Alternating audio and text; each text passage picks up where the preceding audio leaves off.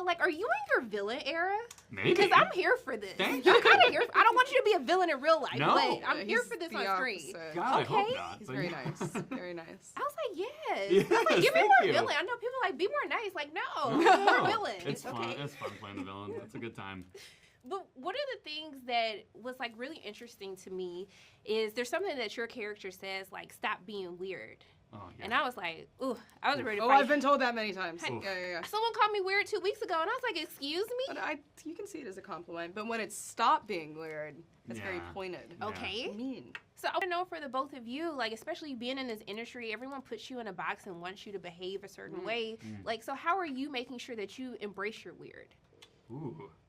I've learned, I don't know, I think that's what makes people special, and I think even to get, further in your career, you just have to embrace your otherness, because if you try to act like other people, then, like, you have to just be yourself, and that's what makes you special. No, but it's like... No, but it's true. You It's embrace the that's weird, like, tics that you have, or, like, the weirdness about yourself is what makes you interesting on screen, too.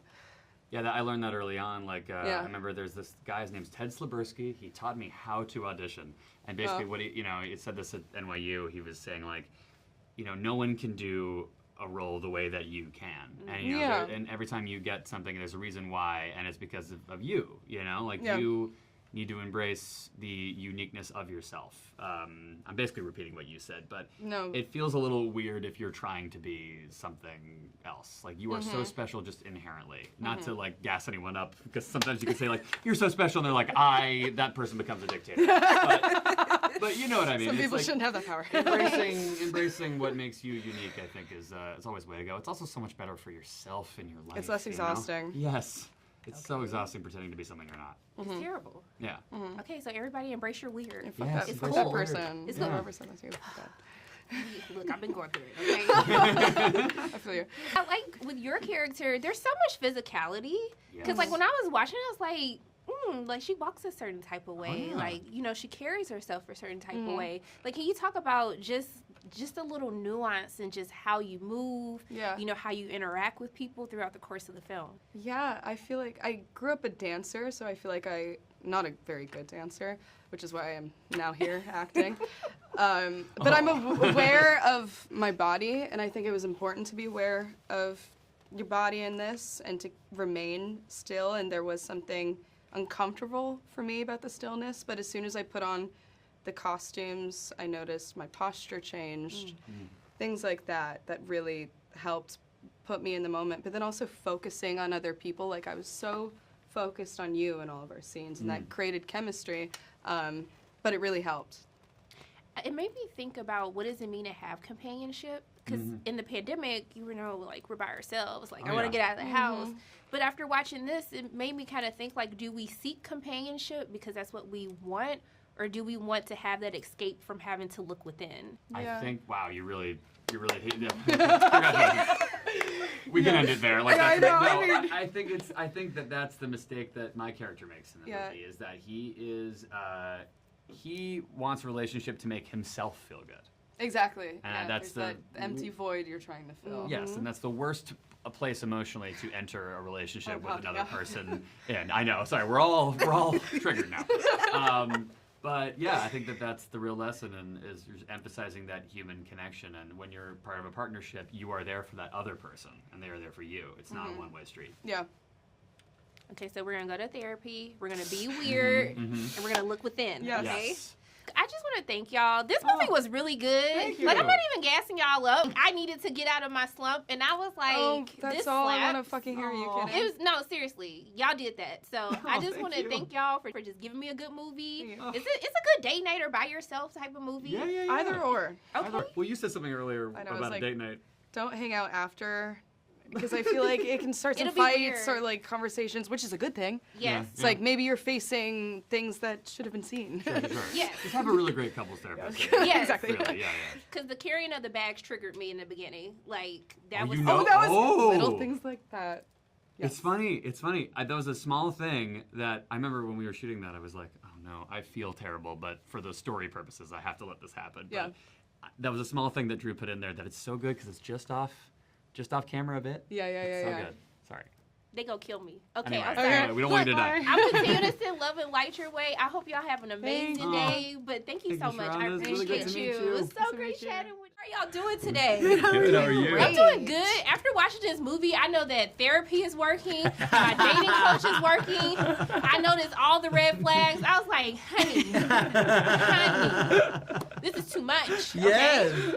But it made me think about, like, what companionship means to me. I feel like in the pandemic, we were very much like, I gotta get out of the house. I'm tired of being by myself. But now it made me feel like, do you feel like sometimes we seek companionship because we're trying to escape having to look within? Ooh, okay, that's a therapy question. Okay, we're gonna go to therapy. Come on, we're going to therapy. Therapy today. I think we definitely can look to a companion to fill the gaps in ourselves and avoid all the stuff that we don't want to deal with by not going to therapy and not doing our stuff, and hoping that another person, another companion can fill that space and that void in us. Yes, absolutely. Absolutely. And vice versa. I feel like sometimes we stay in a relationship too long that doesn't, serve us, and it's not healthy because we think that's what we need to feel like you're a part of something in a companionship. Yeah. And sometimes you can't love someone else unless you love yourself first. So. Okay, and I can't love you for yourself, baby. You gotta love yourself. You got yes. And if you love go. the best version of yourself, then I'm gonna love the best version of you because I love the best version of me. Okay. Yeah. So there you go. Yes. Come on, y'all. Yes. Give me something. I mean, they said it all. That's really honestly the beauty of it. But also, I think just in a human form, we also turn to our phones when we don't want to deal with certain thoughts or we want to distract ourselves from a hard moment. And I think that, we have to at some point face the music, and we've got to, we can't always lend ourselves to turning to distractions. You got to really, to grow, you got to face it, Yes. Yep. Okay, y'all all my dating coaches now, okay? Yeah. We got You read this script, because I went into this blind, because I don't watch movie trailers. I don't like being spoiled or anything. Like, when you first read it, and then you actually realized what the premise is, like, what was your reaction to that? I stopped reading. Like I got to that moment, and then that spoiler, and I got to the moment. I was like, wait. And I thought I read it wrong. I was like, no, wait. And I go back, and I was like, oh my God, that was always there. The hints were, and like the clues were there, and I loved it. And I was like, like Lukas said earlier, it was like I read the whole thing in one sitting, and I was like, I want to do this. I want to be a part of this. That's what it was for me. Yeah, I feel like if you go and watch this movie in blind, it's one of those movies that I think deserves a double watch because if you go into it blind, you have no idea. Then you're amazed by all the surprises. Then you can go back and you can see the little nuances in everybody's performances and why, the tongue-in-cheek conversations. It's all really, really cool to unfold. Yeah. I had to do it. I laughed. I screamed. I cried. I loved it. All of it. Loved it.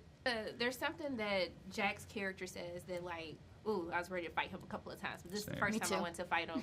When he was like, don't be weird. And I think a lot of times we spend so much time trying to like do what we think is normal to other people. Yeah. And I want to know for all of you, like, how have you learned to embrace what makes you weird? I mean, I embrace it all the time.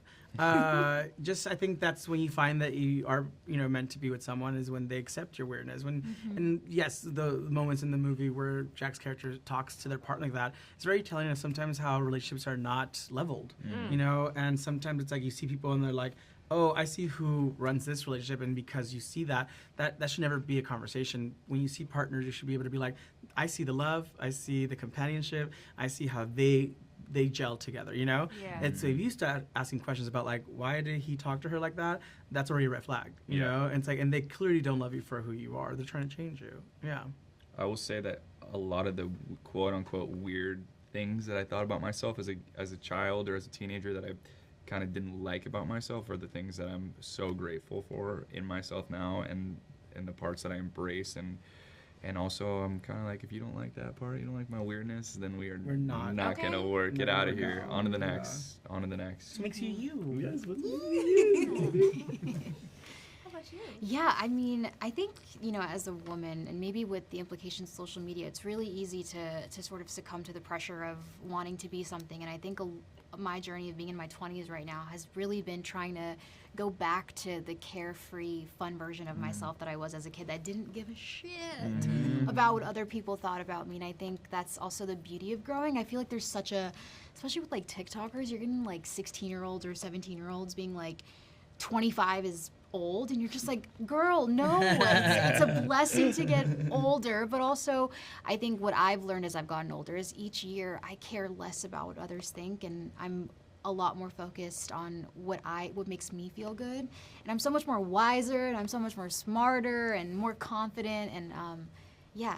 Yeah, and we're not the people that when we shot this movie we were that person, and we're not the person Yeah. today that we were yesterday. We're not the person we're going to be tomorrow. Yeah. I say goodbye that's the every exciting night part to of life. myself because Yeah. the next day I'm gonna be waking up You a say different hello. person. I go You say hello. Because he's a Gemini. Yeah, there's like 14 of me in there. Yeah. Look, I want to thank y'all so much for taking time out of your day to Aw. speak with me. I appreciate y'all so much, and I'm just Thank sending you. nothing but love and light all your ways. Thank Back you. to Thank you. you so much. Thank you. I Yes. received that. Thank Okay. you. Yes, Thank you I for do. being my life and dating coaches now. I Yes. Yes, we're here. Receive it. I am disturbed. Okay, All right. good. But then I had some self-reflection, and I got into like some therapy after watching the movie. Yeah. I was like really impressed. Oh, thank you very Thank much. you. Yeah, that's like 'Cause that's high praise for sure. I've I been did not feeling down. putting you in therapy. I'm sorry that. You know, I feel like everything can Yeah. relate back to therapy some way, Yeah, yeah. somehow. But it made me think about like what companionship, actually means to me. Mm-hmm. And going from where we were in the pandemic to now, I want to know, like, while writing this film, was it more so to reflect on why we really want companionship? Like, is it to not really focus on who we are as a person? I mean, that's definitely a symptom of having companion robots. I wish I could say that I had a full understanding of all of the like themes and ideas within it when I started it. But like when you have a movie that like it focuses on a future that could be. Suddenly, when you're creating the characters and the technology, and then you're starting to ask yourself all these amazing, like these bigger questions of like, how would this affect us? How would having a companion affect us? And I think the biggest one, the one that like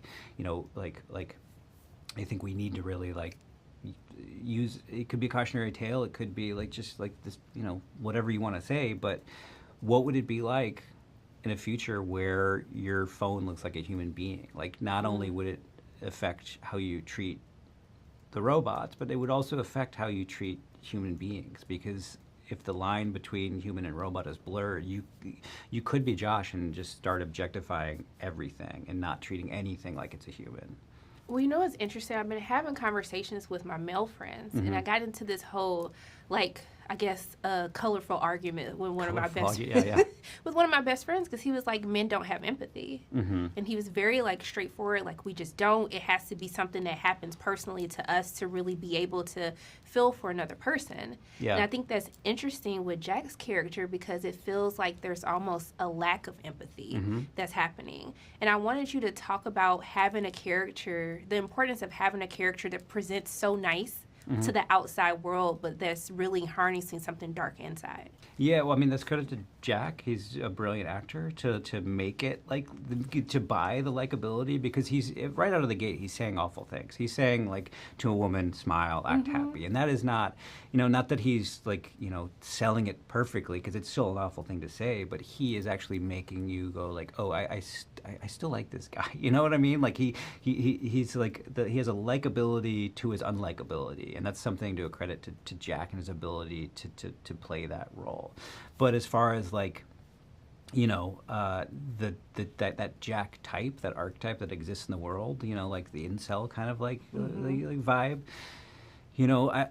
when you have a character, your protagonist is someone being controlled. The antagonist has to be that someone who's controlling. You know what I mean? So it's birthed from like what you need as like the like Iris's opposite. So it's a writer necessity of creating someone who that kind of embodies being controlling, and so I don't want to ever come out. I don't want to ever approach writing as like judgment on anyone. It's just exploring ideas and hopefully grounding it in some kind of reality. Like, to me, Josh isn't all men. He's just one bad man. I like that you talk about grounding it in reality, because I like that it's something that feels like it's far away because we're not there yet, but it feels like something that can really be in present day. So I want you to talk about like blending something that feels like it should be futuristic, but it still fits in our present day right now. Yeah, so just doing the limited research that I did, I didn't want to bog it down in research. I didn't want, because I knew that this movie was it's a sci-fi movie, obviously, but I didn't want it to be ex machina. I didn't want it to just be like, from the point of view of engineers. I wanted it to be from the point of view of humans living in a world that already exists. Like, and I also didn't want to like put it in a world where it's Iris version 1. This is like, or an iPhone version 1. This is like a universe that's already used to this. This is iPhone 10. This is like, this is a world that's so used to robots and so you could play around with there's no like discovery in this. It's just this could potentially be a world that exists, and the timelessness comes from just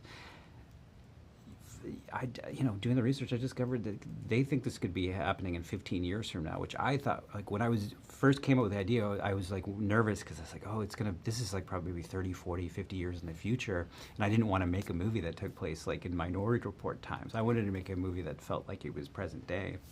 And so as soon as I found out that this could exist in 15 years, I was simultaneously like scared, but I was also, from a writer, like, oh, this is great. So I mean, like 15 years ago, it feels like how it is today. You know what I mean? Yeah. Like, so that was a nice gift that also scared the crap out of me to know that we're this close to this future.